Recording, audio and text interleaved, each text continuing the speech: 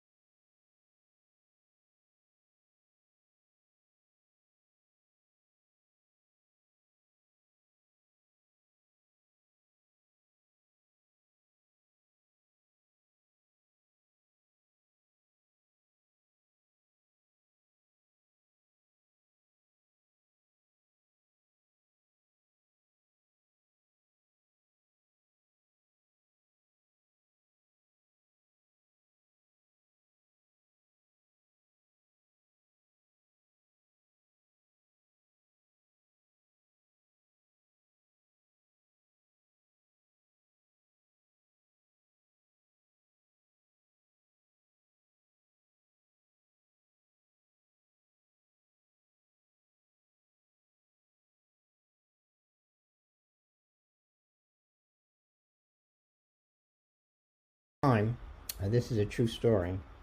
58 years ago, on June 21st, 1964, Andrew Goodman, my older brother by 3 years, and his two co-civil rights workers, James Chaney and Michael Schwerner, were kidnapped and then murdered by the Mississippi White Knights of the Ku Klux Klan.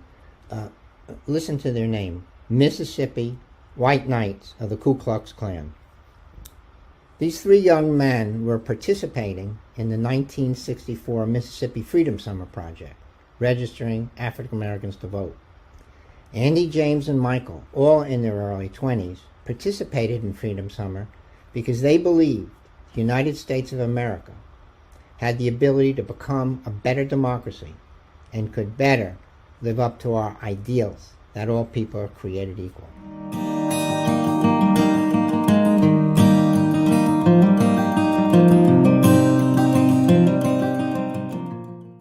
My name is David Goodman, advisory board member and retired chairman of the board of the Andrew Goodman Foundation, as I mentioned, brother of Andrew Goodman. I welcome all of you today, students, academics, researchers, and most importantly, all of you as advocates and organizers for everyone's equal right to exercise their vote. As the late Honorable Congressman John Lewis told me many times, and millions of others, that when you see something wrong, say something. Do something, make trouble, good trouble. I look forward to seeing and hearing about your making good trouble. Thank you for attending this strategic summit, and a big thank you to your professor, the Reverend and lawyer Cornell Brooks, who's director of the William Monroe Trotter Collaborative for Social Justice. He's also the Hauser Professor of the Practice of Nonprofit Organizations and Professor of the Practice of Public Leadership and Social Justice at the Harvard Kennedy School, and visiting Professor of the Practice of Prophetic Religion and Public Leadership at the Harvard Divinity School. And I might add, a beloved friend of the Andrew Goodman Foundation. Goodman, Schwerner, and Chaney believed that an America that is truly free was an American that did not restrain anyone from equal access to the ballot box. However, this was not the case all over the country, particularly in Mississippi 1964, for virtually all African Americans. Andy, James, and Michael recognized this injustice, and they courageously stepped up and participated in the movement to uplift our democracy and advocate strategically for equal rights for all voters.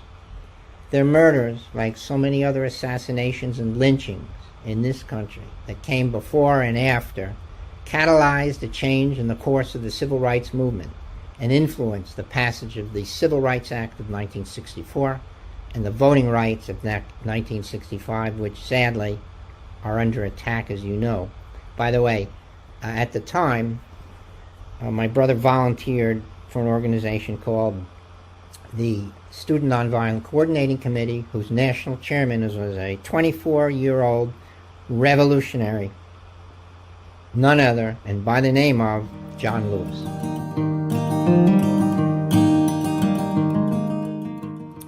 So today we remember Goodman, Schwerner, and Cheney for their fierce dedication to social justice, for their passion in working and advocating along with the black-led grassroots coalitions to fight against voter intimidation and discrimination. They were visionaries and movement builders who at such a young age, your age actually, fiercely stood up and said enough. Today we are collectively presenting and being presented with a unique opportunity for each and every one of you to envision a new future. It is an opportunity to put our heads together and work strategically and in solidarity with one another in the enduring legacy of Andrew Goodman, James Cheney, and Michael Schwerner. As you listen to your speakers, I hope that you begin to envision a new future for our country's young people and for you, and boldly share that vision with those in your communities and networks. May these new visions inspire strategic advocacy and action towards freedom.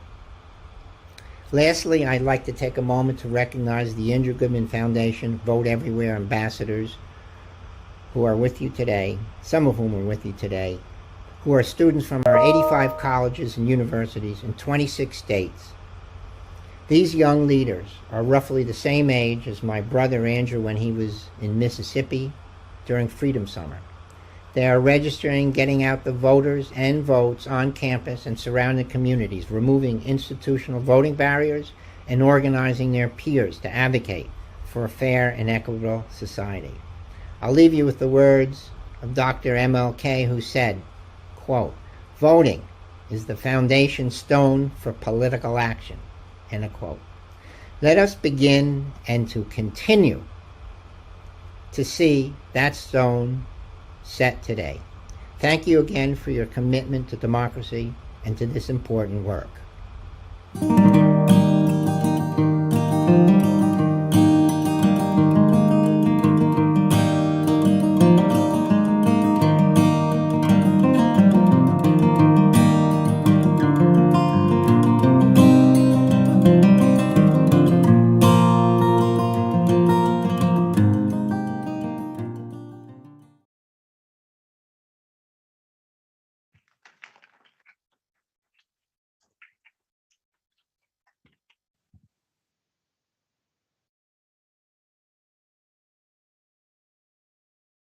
And now we are going to have some reflections from distinguished Professor Cornell Brooks, former head of the NAACP.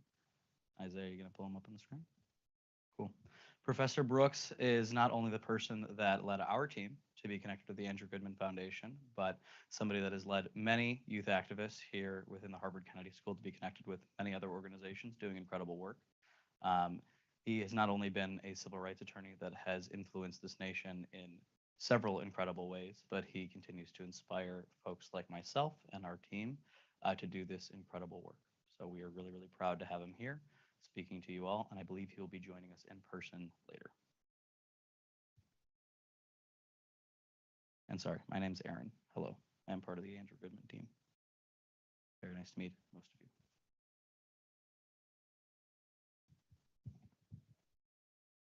And can we give a very, very quick round of applause to Kayla for organizing a bunch of this?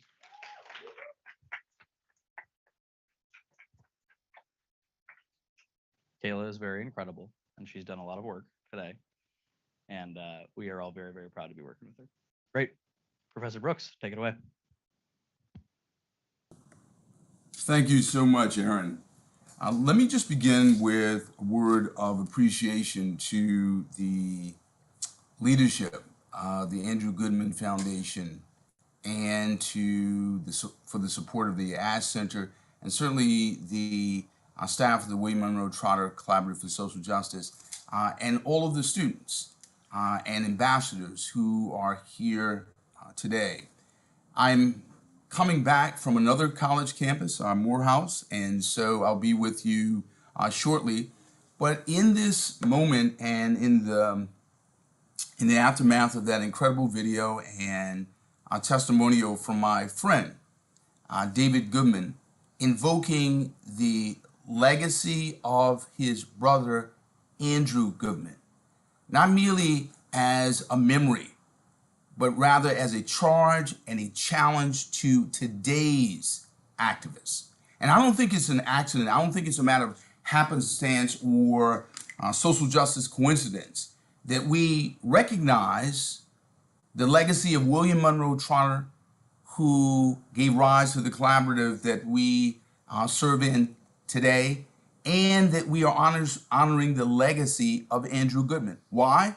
Because Andrew Goodman laid down his life for the franchise. But I'm also mindful of the fact that William Monroe Trotter began as a student at Harvard College, and while at Harvard College, faced unrelenting discrimination, unrelenting segregation, and as a consequence, as a student, he made up his mind. He dedicated his life to social justice. So here we are this many years later, gathered in this physical room, gathered in this virtual room, lifting up the legacy of Andrew Goodman as a charge and a challenge to this generation. I might take note of the fact that the students, the young people, the ambassadors in this room are taking up their work amidst literally a Machiavellian frenzy of voter suppression from one end of the country to the other. You're taking up your work amidst color-coded, unconstitutionally color-coded racial gerrymandering in states across the country. You're literally taking up your work in a moment where racial voter suppression has many people under the impression that it's about the black and brown they as opposed to the multiracial, multi-generational, multi-ethnic us. That is to say, our democracy. So in this moment, you're literally taking up this work and taking this occasion to convene, to strategize, to think about the ways in which we can battle not merely racial voter suppression, but generational voter suppression. Not merely 14th Amendment voter suppression, but 26th Amendment voter suppression. And you are literally gathering, convening, strategizing in the same way that John Lewis did, in the same way that Martin Luther King did, in the same way that Ida B. Wells did. You are convening at the Harvard Kennedy School and virtually as they did with the citizenship schools, with the freedom schools, with the leadership and fellowship, if you will, the civil rights movement in the low country of South Carolina at a place called the Penn Center. So what you are doing in this moment is literally in the lineage and the legacy of our forebears. And so the example of our forebears is not merely a testimony and a testament in the present, it is literally a guide and instruction in the present. And so I simply call upon you, charge you as you take up this work, map out strategies, contemplate litigation, activism, direct action, all of the tools that are available to us, that as you do that, bear in mind that we are literally surrounded by a cloud of witnesses. That is to say, those who've given up their lives, given of their lives to protect the franchise as a civic sacrament. And may I leave you with this image, this memory. When I served as president and CEO of the NAACP, we marched from Selma, Alabama to Washington, D.C., from the home of the Voting Rights Act to the hometown, if you will, of our democracy, a distance, a span of about 8,000 miles. We began this march with young people, with college students. And as we began this march from Selma, we literally walked past the gravesite of Villa Luozo, who lost her life for the right to vote. And a group of students led me to her grave. We knelt down and we prayed. Now, I invoke that memory because what we do is legal work, it's policy work, it's advocacy work, it's activist work, but it is also, in a real sense, sacred work. It is sacred work. It is morally consequential work. And so I want to thank everyone who thought it not robbery to take time amidst exams and reading period to come together in this moment to protect the franchise. I want to extend a special appreciation to the Andrew Goodman ambassadors. I extend appreciation to my students who make me incredibly, incredibly proud. Why? Because they understand the power of partnership and that we can hold hands, we can link arms with the Andrew Goodman Foundation, invoke his memory, perpetuate his legacy, and step into this moment and lead. And so with that said, I simply say to all of you, thank you. We appreciate your work. We look forward to the fruit of your work as we pursue the work of perfecting our democracy.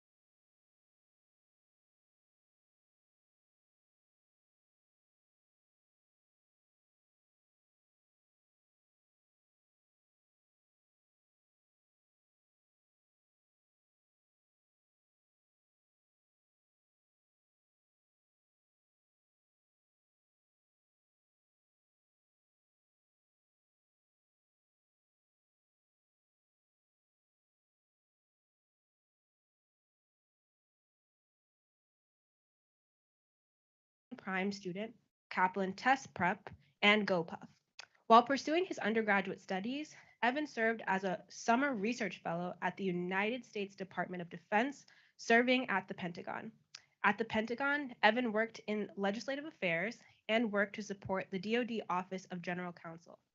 Upon graduating, Evan became a 2020 Puffin Fellow with the Andrew Goodman Foundation, as well as a brand ambassador for Mars Wrigley and Instagram. Evan is the founder of the Georgia Youth Poll Worker Project, where he recruited 1,000 poll workers to work the 2020 general election and 2021 runoff. The Georgia Youth Poll Worker Project was officially acquired by the ACLU of Georgia in December of 2021.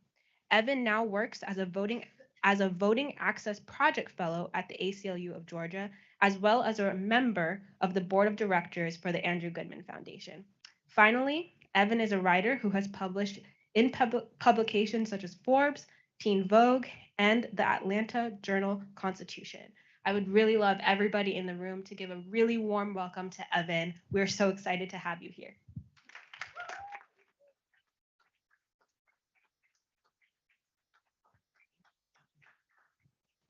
Hello, everyone. How's everyone today? Whew. Well, thanks for having me. Just got off the flight, so I might be a little bit groggy, but we'll get through this nonetheless. So, hello, everyone, and I hope that everyone in attendance and watching online is doing well. My name is Evan Wayne Malbrough, and as was said in my introduction, I'm a Voter Access Project Fellow with the ACLU of Georgia and a newly minted board member of the Andrew Goodman Foundation. Shout out to my other board members in the audience. Who I would like to thank the William Monroe Trotter Collaborative for Social Justice and the Harvard Kennedy School for this wonderful opportunity to speak to you guys today. And then I would also like to thank the Andrew Goodman Foundation for the wonderful opportunities they've given me. For if it was not for a small summer camp in upstate New York, I would not be the voting rights activist you see here today. And then finally, I would like to thank the sacrifice and acknowledge the sacrifice of Andrew Goodman, James Chaney, and Michael Swarner, because without their sacrifice, we may not all be sitting here today. Also, can I like not use the mic? Can I? It's a little hard. Oh, yeah, too late. We'll make it work. All right. So I have come here today to hopefully shine a light on one of the most pressing questions of our time, and pretty much any time for that matter.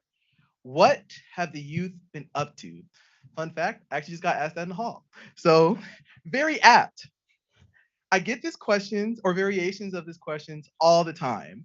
I'm an organizer who happens to be in Gen Z. I'm also an organizer in Georgia. And if you watch the news, you know why.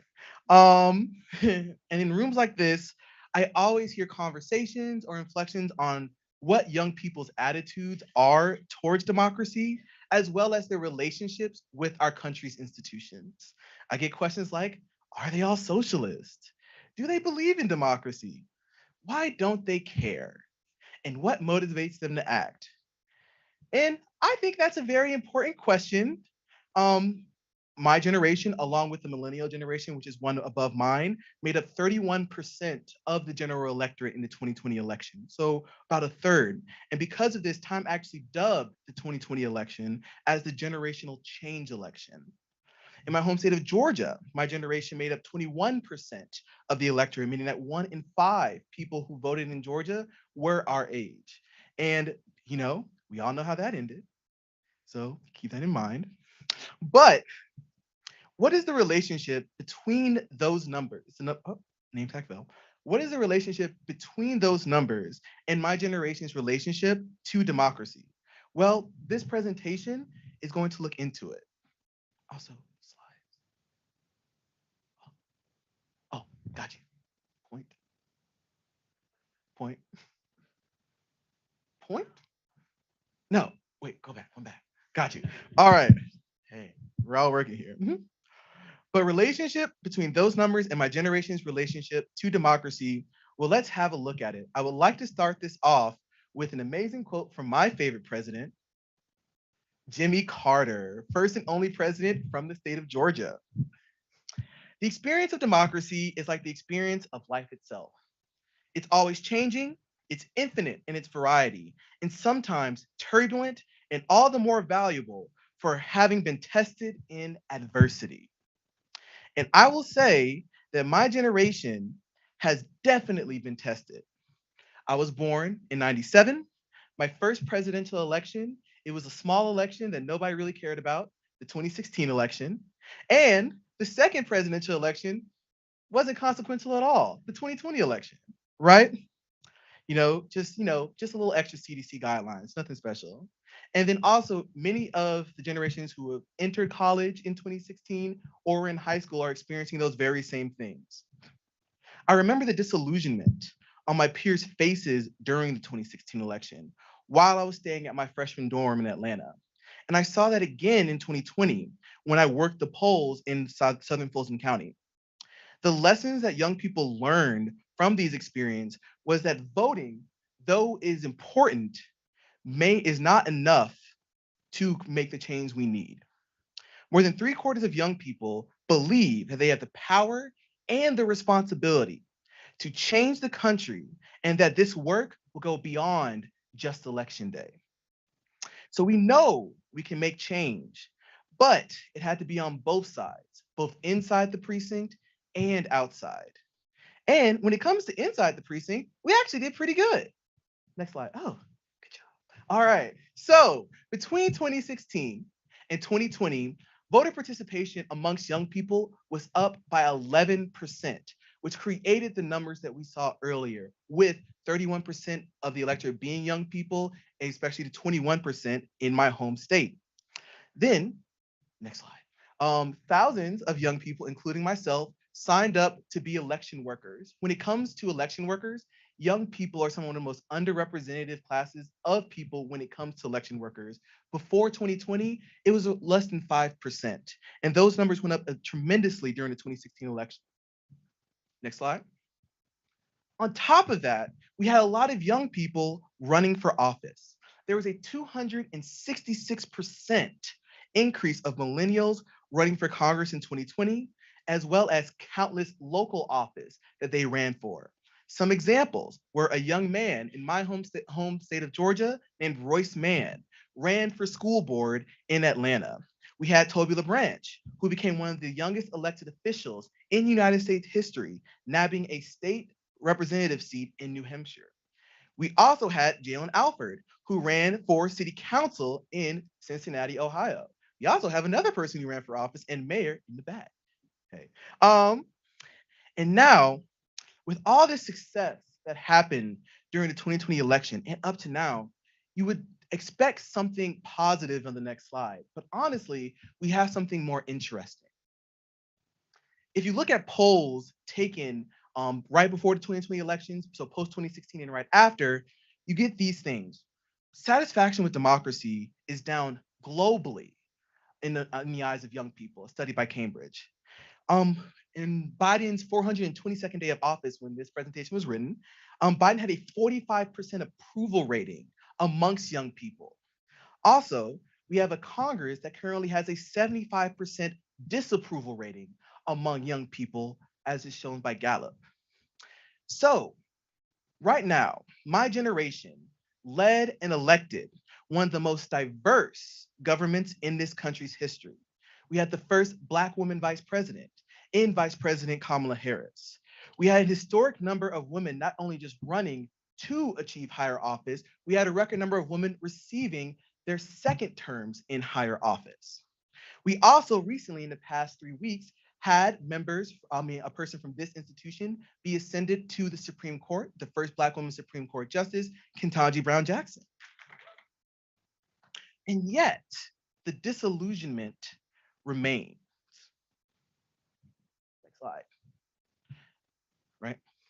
My generation, a generation that was told that voting was our duty and would create dividends of progress that would not only raise our social well-being, but raise the country's social well-being. But in the wake of historic youth and turnout, what many young organizers and activists have seen are the following: egregious transgender sports bans. We have seen crackdowns of reproductive care across the country. We have seen voter suppression bills across the country, including in my home state of Georgia. We have seen police brutality that we feel powerless in the face of. And we have seen attacks on the truths of American history. When we were told to vote, we got smacked down yet again. And my generation sometimes feels lost, or speaking for me, I a lot of times feel lost in the horrible cycle of what seems to be a one step forward and a two-step back situation. A personal example I can illustrate. The person we're all here today to celebrate, or one of them, is Andrew Goodman, who was born on November 23rd, 1943. And by the time he was 20, he was in the streets of the South, helping register people to vote, and that ultimately got him killed. And he was doing this along with thousands of young people across the country who did the same and faced the same peril. I just so happened to be born on November 23rd, 1997, 54 years later. And when I was 20, same things were occurring. For example, in my home state of Georgia, I was organizing elections with massive instances of voter suppression, precincts being closed down, precincts being merged, people not being able to know when to vote, and people being purged. On Georgia State's campus, I remember I would do voter registrations at a local coffee shop on my campus. The owner was a newly minted American citizen. And the 2018 gubernatorial election was going to be the first election he was qualified to register to vote in. So when he allowed me to register voters in his coffee shop, he came up and asked me, "Can you register me to vote?" And I did. But 2 months later, I found horror when I walked into that same coffee shop to find that he had been purged only a mere month after he had registered, and he could not vote in that election. So, this is a whiplash that many organizers feel. And you know what? It may be just our age, it may just be our reality. Or, oh, sorry. But when we look to walk in the path of our heroes, we often see that we have to fight the same issues over and over and over again, from William Trotter to Andrew Goodman to the ambassadors here that will be speaking in the panel. So, in the wake of this disillusionment, what did we do? We innovated. So, next slide. My favorite writer is a man by the name of James Baldwin. And James Baldwin has one of my favorite quotes of all time. Not everything that is faced can be changed, but nothing can be changed until it is faced. And I feel like that is a moniker that represents the young people that have been working on the streets every single day because we are addressing everything. In the wake of disillusionment, we did not stay home. We actually went back outside. Next slide. So, when polls were taken after the election, 84% of young people engaged in community activity. There are also tools like social media to create new fields of advocacy and discourse for our generation. We also took to the brands that sell to us, that advertise to us, that study us, and told them for us to buy your products and your services, you need to have our values. And we made some effects. Next slide. Right. All right. Our generation realized that democracy was merely one tool in a large and massive toolbox of organizing methods and organizing strategy. And that in order to build the society that we want, we need to question the foundations and use these tools to break the old one down and build a new one. So, and that came in certain forms. The use of social media and things like direct money transfer apps like Cash App or Zelle to get direct mutual aid to people in need. If you ever go on Twitter in activist spaces, what you would see is young people, trans people, people who just lost their job, people who need health care, going and asking for money and support. And now, due to technology, we can go to them directly. We don't have to go through charities. We can send them the funds out of the goodness of our heart, and they can use the funds right then and there. We use the art of protest against the government to fix things like police brutality, which amounted to some of the largest civil rights uprisings since the 1960s. We used urban art agriculture and community gardening to help fix food deserts so that communities who have been often left unfed and left without nutritious options can get them at a cheap and affordable or even free price. And then we also turned to our academic institutions and told them that we want our tuition, our student fees, and our endowments to go to institutions and causes that don't destroy our planet, but rather help them. The work of our generation that is often overlooked and underfunded. When it comes to democracy, we do not attack the issue as only one of access, but of value. Next slide. Two elections have shown us that it is not enough just to vote in large numbers, but rather analyzing what the vote and democracy can do in the different contexts through American society. That has correlated and shown up in many things. Union membership. Union membership amongst young people is high. If you go on the news right now, you see a new union popping up every single day. Democratizing the workplace. We are not leaning on political parties that represent us, but we are also adding more and gaining ground. And we are fighting on the front lines, on the streets, against horrible bills that work to suppress our ability to vote. So on the previous slide, we were gaining tools. And on this slide, we're actually sharpening the tools we already have. All right, next slide. So I can say today that the actions of our generations are not indicative of a constituency that has lost faith in democracy, but I would rather say that we are just a generation that questions and seeks to change and improve the system that our democracy was found in. So, how can you guys support? How many college presidents are here or professors? Anybody? Hey guys. Hey, y'all are awesome. Well, here's what you can do to support the newest and largest constituency. You can invest in us. You can let us fail and still invest in us, creating space for us to grow our movements and our programming. I'm addressing you today, not because I was successful. Well, partially because I was successful, but I also failed a lot. The poll worker project you saw in these pictures, that was the third iteration after two failed projects, right? And I had mentors like and organizations like the Andrew Goodman Foundation, like Georgia State, like the ACLU, who even through my failures saw potential in the movement I was building, and through that failure, invested. We want you to support us, even when what we do may not look marketable on donor applications. And as a person who's personally raised money myself, I know that is a very, very hard thing to come by. But we do ask you to try. And finally, you can work with us. And what that will require is to have an open mind and for you and your institutions to be ready and willing to change. And if we do these things and use the tools that I have outlined, along with the many others that are around this country, we can further protect democracy by institutionalizing and empowering the voices of young people, because young people are critical to a functioning democracy. Thank you. Thank you so much, Evan. Let's give Evan a huge round of applause. Thank you. Wise words. As it is my honor now to introduce our panel. As I'm speaking, panel, if you could please come join us here on the stage.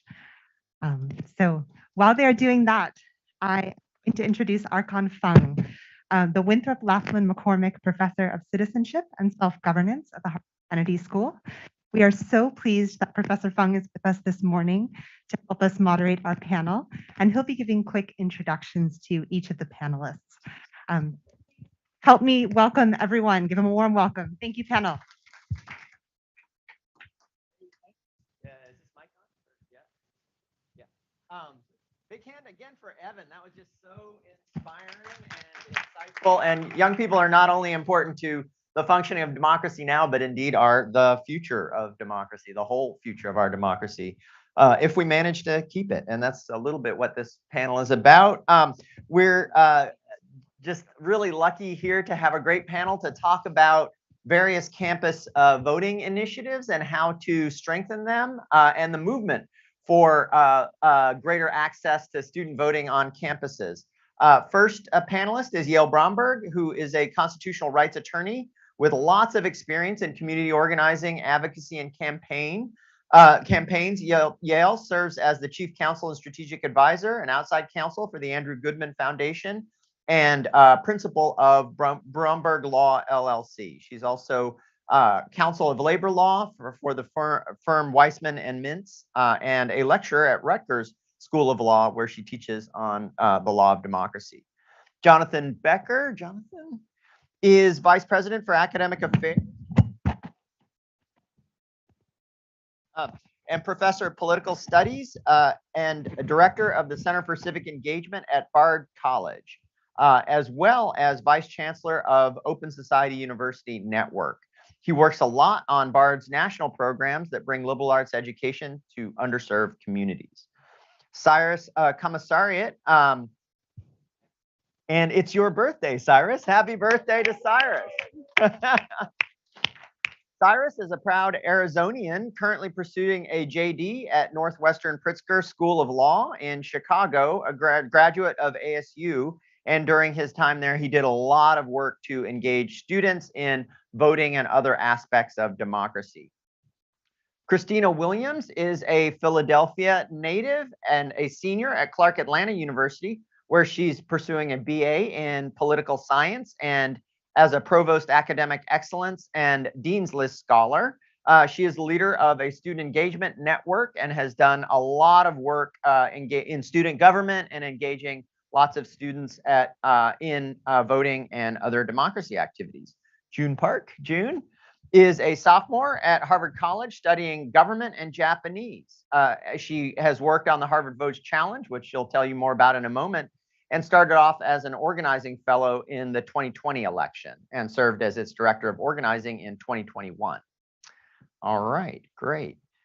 So the thought was to go around with a few questions, 1 or 2 questions just for each of the panelists, and then to open it up for folks more broadly. So first question is for Yael. I have a couple of questions for everyone. If we're going to have a national movement to encourage youth voter engagement on campuses of colleges and universities, who needs to be in that movement and what do they need to do? Thank you, Arshan, and thank you to the Trotter Center.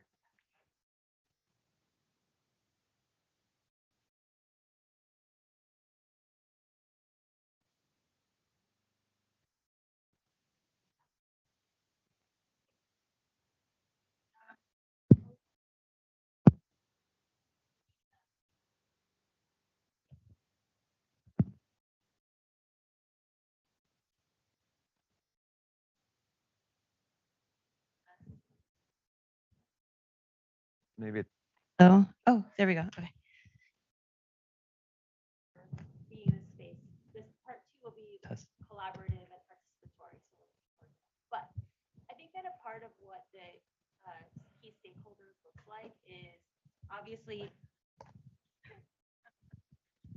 obviously young people at the table, working in partnership and being supported, along with faculty and university leadership and administrators, folks like Jonathan Becker, who's sitting next to me. We've worked very closely together, as well as outside organizations like the Andrew Goodman Foundation and others within the social justice space, and elected officials. If we're going to be talking about expanding access to democracy, that looks different from different perspectives of democracy. When we're talking about electoral reform specifically, we need to be able to engage with elected leaders and election administrators, including on the county level and on the statewide level. And the way that we can support young people in facilitating those relationships and building the tools and the resources, I think the better. We really need them to be leading the charge, but they're only going to get there and be supported by us if we can collaborate across lines. That's great. I actually have another question, and you can take a pass and we can take this up later on if you want. In discussions with people working on voting and voting on campuses, I think one distinct change in the last 6 years or so has been that some university administrations have gotten more ambivalent about the prospect of encouraging voting on campuses. When I first got into this work in Harvard Votes Challenge in 2016, lots of campus partners, it was like apple pie, like everybody wanted in. But now that voting itself has become a little bit politicized, the sense I get from talking to people, not in Massachusetts, but in some other places around the country, is that some university administrators are a little bit nervous about leaning into this issue, in part because they're dependent on the goodwill of state legislators. Some of those legislatures are nervous or actually opposed to any institution leaning in on that issue. Have you seen that? And what do you think we ought to do about that to support students who are trying to do work? I've seen it. And this is why I am very passionate about my scholarship around the 26th Amendment, which lowered the voting age to 18 and outlaws age discrimination in access to the ballot. And the reason is because the history of the 26th Amendment, which we're celebrating the 50th anniversary year of this year, is a cross-partisan history.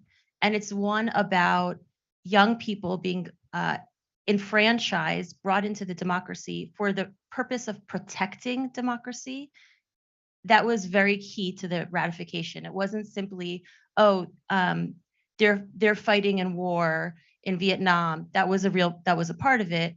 It wasn't only they're leading the various charges in the Second Reconstruction, various movements in the Second Reconstruction. That was a part of it. But there was an increased recognition that young people serve a critical role in the practice of democracy.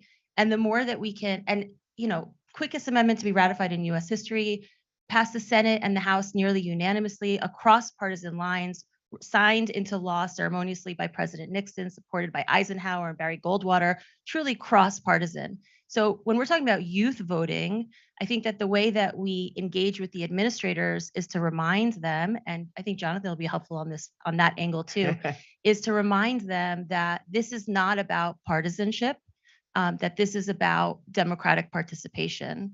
And that's kind of, I think the history of the 26th Amendment really helps us in carrying that story forward. That's great. Good. So if you could keep passing the microphone, the next question is for Cyrus. Again, happy birthday.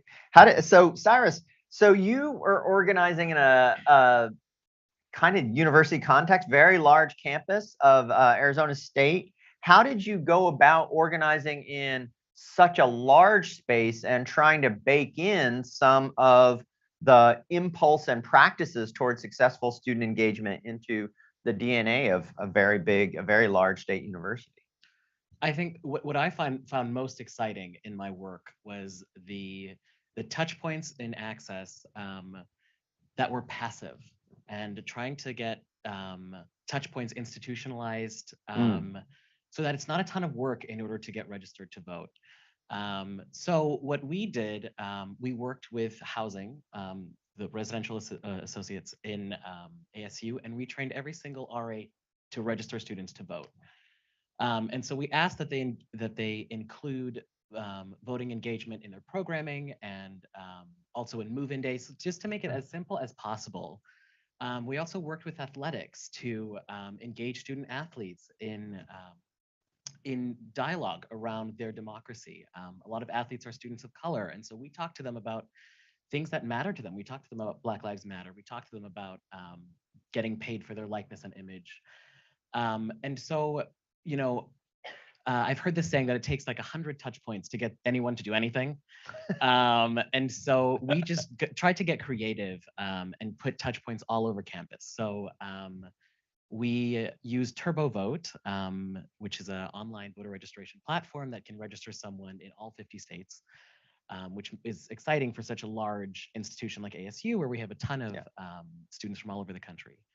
And so we made a QR code, and we put that QR code everywhere where we could get it. And so we had to have buy-in from the institution and from students, and we created this sort of synergy where we were all supporting each other in a state that has not always been super voter friendly. And we were able to do this without angering any legislators or county officials. So we did great work. That's great. And then this is a question about who was helpful. So it sounds like there's a huge amount of student organizing effort, with you not least among that. In what ways was the ASU administration indifferent? In what ways were they helpful? And in what ways could they have been even more helpful?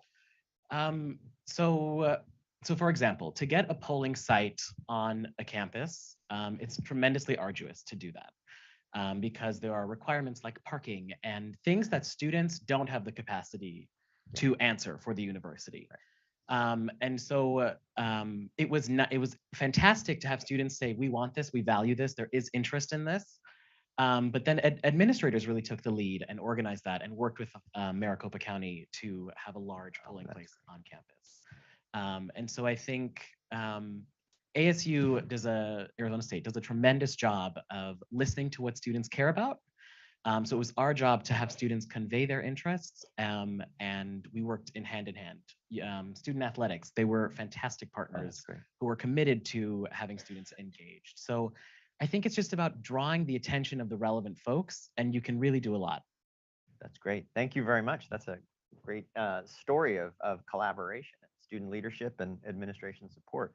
So next questions are for Jonathan. So Jonathan, you've done a lot of work at Bard on many issues. One of those was around what the topic here of student democratic participation in voting and other issues. What do you feel like you learned from other places that you were able to successfully implement? And then what did Bard do that you wish that was more broadly known and other places might implement? Sure. Thank you very much. And it's a pleasure to be here. Thank you to the Goodman Foundation. And it's great to be with student panelists. So I was listening to Evan's presentation and thinking,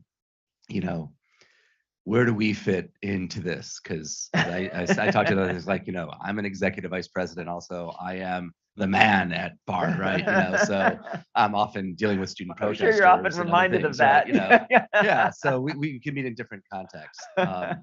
This is a context, though, where I think there is or should be a very strong alignment between what students do and what administrators should do. And I think there's a problem which college presidents and leaders often give a lot of blah blah. We believe in democracy. We're educating future citizens. But when it comes time to actually putting institutional resources, universities talk of themselves as civic actors, but they don't act as good civic actors. You're fortunate that Michael Crow at ASU took up the call there at Bard. So, I did a paper for a conference last week at Rutgers, and one of the things we did is we looked at law review articles. Last 5 major law review articles, how many refer to a university president, provost, vice president, or dean in them as far as litigation is concerned vis-a-vis the 26th Amendment? In all of those articles, there are only 2 references, both to Bard College. One to Bard President Leon Botstein, who together with my colleague Aaron Canan and several students served as litigants. They weren't just supporting litigation, they were actual litigants in lawsuits, which we had the support from the Goodman Foundation to support polling places on campus.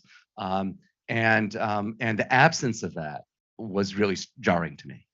So I guess what I would say is what we've tried to learn is the places which are on different levels on registration are not just doing like the National Education Reauthorization Act suggests that you should make a good faith effort to register to vote, that you go beyond that, that you are instantiating opportunities for students to register to vote in which they can't turn away, right? Yeah. They may choose not to, but it's not just sending out an email.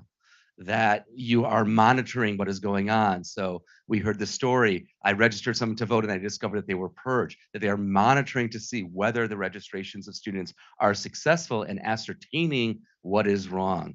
And then that as a civic actor, they are putting the institution's resources, right? The institutions have a vast number of resources, human and financial, in terms of partnerships to actively defend the right of students to vote. At Bard, we faced not a welcoming community. We faced 23 years of fight for an election, a series of election commissioners who explicitly did not want students to vote where they lived, work, and study. And we fought that tooth and nail as an institution with partners. And I think that is an important message, and it's an educational message. That's what I think is so important.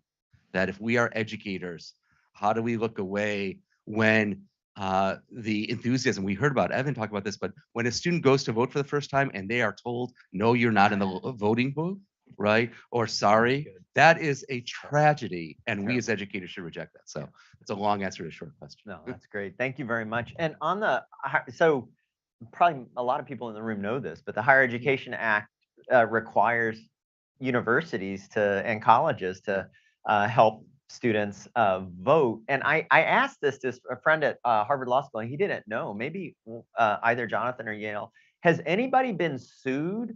Has any university administration been sued under the Higher Education Act for failing to fulfill I'm going to say obligation? I'm pretty sure not, but it's interesting. The Biden administration issued a note yesterday, which was clarifying the roles of colleges and universities and encouraging them both to be more active in terms of reminding them of their responsibility and encouraging them to get students to be poll workers and do other things. This was very unusual. So usually no one says anything about anything. And that was a letter which came out yesterday. I'm not aware of any such litigation in that regard or enforcement mechanism for that. But the dear colleague letter is important. It was quite a forceful letter, and I was very pleased to see that. I just want to say one last thing, which is that we were really excited that when we, in the midst of our continued battles, which are driving us nuts, we also lobby the state legislature. Last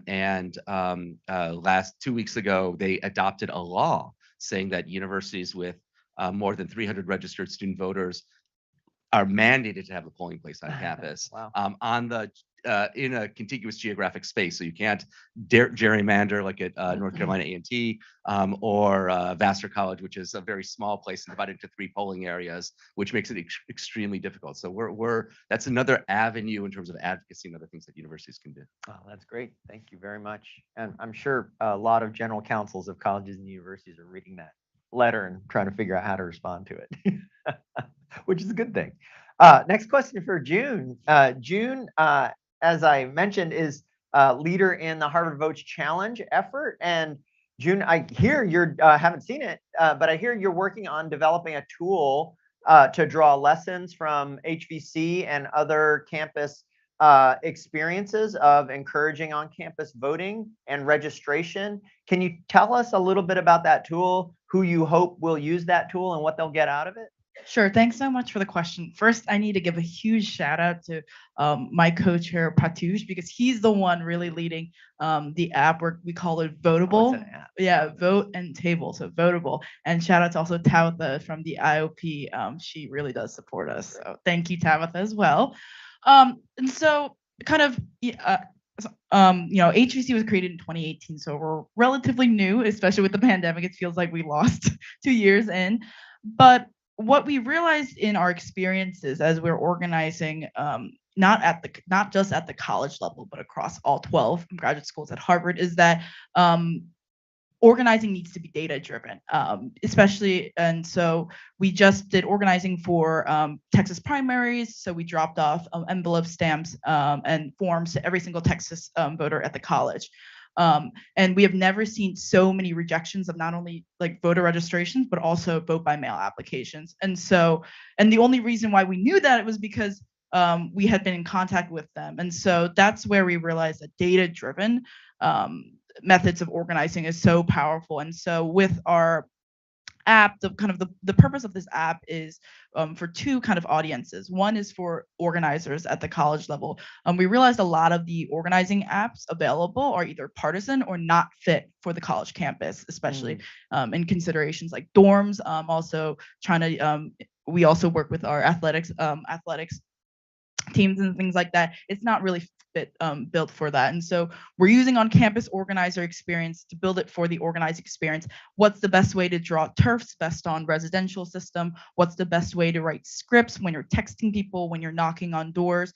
That's all that part. The second part of this app is also then for the college student, the users. They're going to go through this website, and we have it's very important that students don't just register to vote, that they register to vote, make a plan to vote, and then actually execute that plan. And so that's the second part of our app, is to make sure the students go into that. And then the third one, we have many plans. We're done stage 1, but stage 3 is then using kind of institutionalizing it within like the residential systems or the athletic team, so they can use it for themselves. And so the goal is that Harvard Votes Challenge perhaps doesn't exist in the future because it's so institutionalized and so decentralized that organizations can do them themselves. So yeah. That's great. So I want to get into some comparisons and ideas about on-campus encouragement of registration and voting. But before doing that, ask Christina about your experiences organizing on an HBCU. HBCUs obviously have a very distinctive and proud tradition in our democracy. So how was it encouraging? Is it like, oh, well, of course we're going to do this, or did you face a little more headwind? What was it like? Thank you. And well, you'd be surprised. Yes. As you mentioned, HBCUs do have a very distinct and long history of, being civically engaged and being involved with movements, especially attending Clark Atlanta University in Atlanta, Georgia, the heart of the civil rights movement, and having been so instrumental in the Atlanta student movement. It was really unsettling for me to kind of discover that there was no real culture for civic engagement and really no groundwork when I came to my institution. I know that we have a campus coalition, CAU Votes, that I founded and that actually started during the pandemic. And it was because I just saw a gap and I saw a lack. I didn't see enough people talking about how important that election was and how students can get involved in what was actually happening at that time. And so I didn't really have a plan for it to become what it did, but I just couldn't, it didn't set well with me that we weren't talking about it. And so during that time, I literally just had Zoom meetings with the presidents and representatives from every student organization on campus. We have about 80. And I just talked to them one on one about why I felt it was important for us all to engage in what was happening. And since, our administration and our professors weren't necessarily disseminating that information themselves, how could we still make sure that students get that information while we're spread out across the country? And so, literally, I just put each person in a group me, which is a messaging app that a lot of our students relied on during that time. And I just sent them all information and they shared it with all the members of their organizations. And that's how it started. And so now it's really blossomed into transforming and creating a real culture for civic engagement on our campus. Our first in person voter registration drive, we registered 100 students in just those couple hours on campus. We increased our student voter registration rate about 20% from 2016 to 2020, and that's just the beginning. But I will say there are still some unique challenges, especially at HBCUs. We are often smaller in size, so we don't have a lot of the same resources. For example, we don't have a director of civic engagement, let alone a center. A lot of our faculty members, they wear a lot of hats. Our current administrative chair, she's actually the director of the honors program. And she just, out of her own kindness, supports our organizing work. A lot of our students are not paid for their work. It's not integrated into work study. Really, the only pay we get is through fellowships with organizations like the Andrew Goodman Foundation. And so there's just still a lot of work to be done to institutionalize and really integrate this work that is so that it continues because I will be graduating. And so I don't want the next group of students to have to start all over again. Yeah. So yeah. That's great.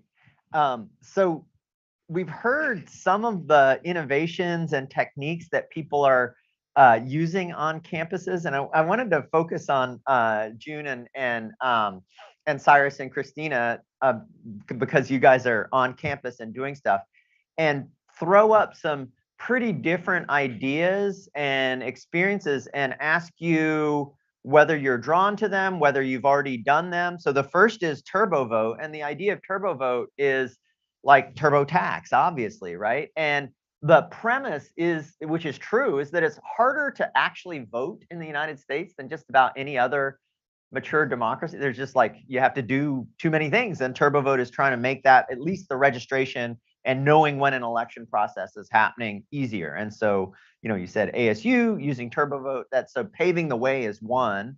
Another is multiplying the touch points, right? Which is, you mentioned that, like maybe do it at registration, course registration, and in housing. And here, a lot of people go to events, so we like to table at events, right? As multiplying touch points. That's a second one.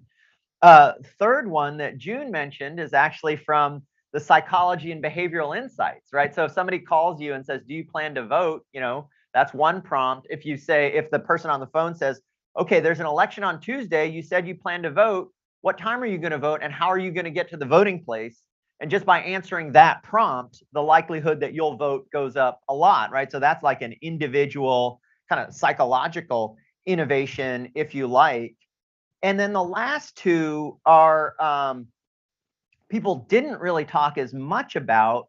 One is what we did at the Kennedy, our students at the Kennedy School did, which was try to register through a kind of community organizing effort, try to organize every single student, right? By getting from the registrar a list of every single student and harassing them until we got to 90%, which we did, registered 90% of the student body. I talked to Seth Flaxman at the beginning of this, who's the founder of TurboVote. He said 90% can't be done.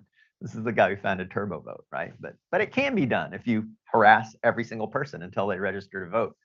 And then another idea, I don't know if you guys have played with this on campuses, is leaderboards. And Michigan, University of Michigan's kind of vote challenge where, you know, you try to figure out what percentage of some population voted on every campus and try to get a little bit of a race to the top going. So what do you think about those, like the harassment strategy and then the leaderboard strategy?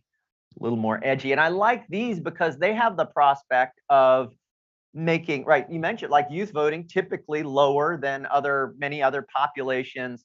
What if it were the case that youth voting became a model for everyone else? What if we got to 80 or 90% registration and people thought campuses and universities, that's like Minnesota, everybody votes, right? That would be amazing, but that's a big lift. How do you get there? And, you know, like, what does shooting for the moon look like? What do you think about some of these more muscular kinds of ways of doing that? I like your energy. It's fantastic.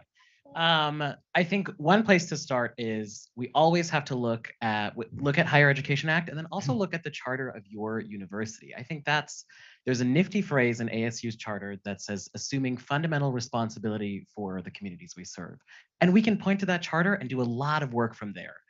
Now back to your strategies, ASU has like 80,000 students. And so harassing 80,000 students is several people's full-time jobs. So Yeah. Not quite, I think, in the realistic of person to person, but I think we can do that by emails and the touch points. And that's why I'm a big fan of the touch points. And we partnered with athletics, although the pandemic changed things. Our aspiration is to have a Pac-12 voting challenge. That's what kind of Michigan leaderboard. did. Yeah, Exactly. That's what Michigan did with the Big Ten schools. Yeah. And so we want to do that in the Pac-12 schools. We got fantastic interest.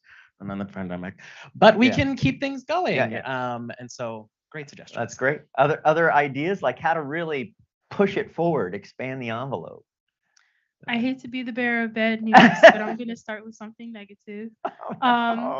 There is a slogan that's been viral on social media, and as a member of Gen Z, you know, I'm going to quote social media, and is I had the plan, I just needed the platform. And that is a true slogan of HBCU organizing, because you'd be amazed at how creative our students are and the plans that we have, but oftentimes we're not able to execute them the way that we would wish, because again, we don't have the funding, the people, the time, or the resources.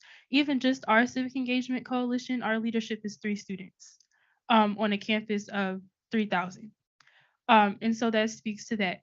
But to end with something positive, an idea that we do have that we love to be able to execute in the future is vote coming. So homecoming is a really big cultural activity at HBCUs, and it's a really big time of celebration, and a lot of alumni come back. And so we kind of want to capture that spirit and infuse it into civic engagement. So it basically just be a rally around civic engagement, and there'd be voter registration and prizes and giveaways and speakers and things like that, just to create a positive atmosphere around voting. Yeah, so our version of like the touch points at Harvard Votes Challenge is the idea of meeting people where they are. So oftentimes, this is kind of, I think, great example is tabling, right? So like tabling versus active tabling. Active tabling is the idea that we go to the students, say, if eligible, are you registered to vote? Whereas regular tabling, we expect them to come to us. And so our model is to go to the students. And so I think, you know, the pandemic has obviously made things very difficult, but it's also opened kind of our eyes to what are some new ways? This is a time to reset. Let's reset and think about how can we reimagine organizing? And so what we did was we took some of the virtual measures that we learned from the pandemic, so text banking, phone banking, but we also brought back door knocking, and we realized we don't have to do one, we can do all 3. And so, like you said, we do kind of harass our students. Our goal is to talk to students at least 3 times a semester. So once when they register to vote, once when they plan to vote, and once when they submit their ballot. But that's not it. We do it once, so 3 times through the residential system, but another 3 times through their clubs. So we work with the athletic teams, but we're also building a coalition of affinity groups, student organizations, especially STEM groups. If we can't reach them for some reason through their dorms, what are other creative ways we can do it. And so we decided, let's go through the clubs. Let's get them, let's get the leadership to talk to them, because it's easier when you have stakeholders, right? Community leaders speaking to them rather than me, like someone, they're like, they receive a text, hey, it's June from Harvard Votes Challenge. They're like, who in the world is June? So we've done that. In addition, we also are part of the Ivy Votes Challenge and also the Boston Votes Challenge, and we found a lot of success in that. But I would also like to kind of hear, I mean, the group's kind of ideas on how can we make it a challenge. I think we were talking about, we want to do a challenge, but what does that specifically look like? Obviously, the end goal would be like voter turnout, but we don't see those numbers after the election. So what are some milestones that we could use to kind of make that challenge? So that's something I would like to kind of discuss today. Great. And people have an opportunity to discuss that immediately after this panel. I wanted to close with just a lightning round, just really short, easy question. If you have the magic democracy wand, you get one wish. What is that one wish that what would you wish for to dramatically increase on-campus student registration and participation and turnout, student voting? Let's just go this way. Well, this is a little easy now. And by the way, I should have mentioned my background coming to this was as a student organizer 20 years ago. So lo and behold, I went into the constitutional realm of the same piece. But I think my research is pointing me in the direction of on-campus polling locations. Yeah. I conducted a study, which I'll share the results of during the second portion of today, but it found dramatic increases in voter turnout, not just voter registration. Voter reg is key, but it doesn't give us the indication of who was successfully registered, right? Yeah. And even with voter turnout, we need data-informed solutions, which, by the way, I don't think TurboVote really offers us, because we don't have the back-end information of the VBMs, the vote by mails that are rejected, right? Yeah. The provisional ballots, the over-reliance of provisional ballots by young people, the over-rejection, outsized rates of rejection of provisional ballots. So what I think is that securing on-campus polling locations, it actually tracks based on the study that I conducted, which I think is preliminary. I'd like to broaden it out and do more kind of a more quant in this space. But what I found was that it actually increases voter turnout more than election day registration does. Yep. And that's because students are highly mobile. The districts tend to be split, so then they're sent in different directions for polling locations. Lots of confusion. In half the states, provisional ballots cast in the wrong location are outright rejected in whole from top to bottom of the ticket. So securing on-campus polling locations, I think, is key to this, along with and accompanied by election day, well, really same-day registration tools. Yeah. Great. All right. Lightning round. One wish. I'm going to give 1.5 wishes that every college president would make an explicit statement that they believe part of their educational mission is voting and engagement by students, and that they will provide the institutional resources necessary. On the registration, I like the mandatory thing. Every student on the first day at Bard, when they register, has to stop at a voting registration place. Before you get your room key, that is a stop. Now, you don't have to register, but you have to stop there, and you are given the option of registering and applying for an absentee ballot. So you can't avoid that. Right. And that not just a touch point, but a choke point. It's not exactly. That's great. The ability to request a ballot and register to vote online in all 50 states, preferably without a driver's license, and maybe with just a social security number. Yeah, that's great. You need a lot of secretaries of state for that. No classes on election day. All right, election day holiday. Yep. Student IDs as voting IDs for private universities. Right. Not just your gun license. Yeah. Was a little dig at Arizona. I'm going to be a nerd and I say we need more data. We just need more data on who's voting, how they're voting. Tufts does a fantastic job with their survey, but the data is imperfect and it's not their fault. It's the university's fault. It's the county's fault. It's whoever's fault. But we just need to be talking and doing better, because how do we meet people where they're at if we don't know where they're at? So yes, that's what I think. That's great. Thank you. Glad you all have a democracy magic wand. Let's make it happen. All right, big hand for the panel. Thank you very much, everyone.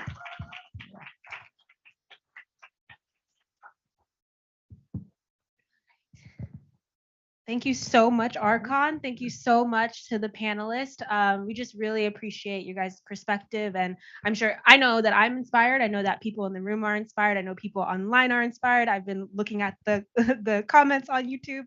And so I just want to close us out by extending a huge thank you to all of our speakers today.